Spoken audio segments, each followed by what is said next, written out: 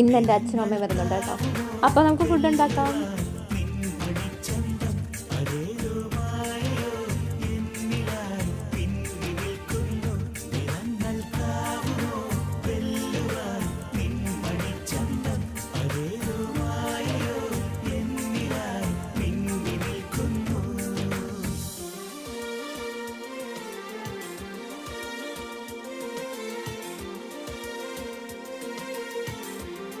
പണി കിട്ടി ഗൈസ്, പണി കിട്ടി. ഞാൻ ചിക്കൻ കറി വെക്കാൻ എടുത്ത പാത്രം ചെറുതായി പോയി കേട്ടോ. ഞാൻ അത്രയ്ക്ക് മടിച്ചല്ലാത്തത് കൊണ്ട് ഞാൻ വേറെ പാത്രത്തിലോട്ട് മാറ്റിയില്ല കേട്ടോ.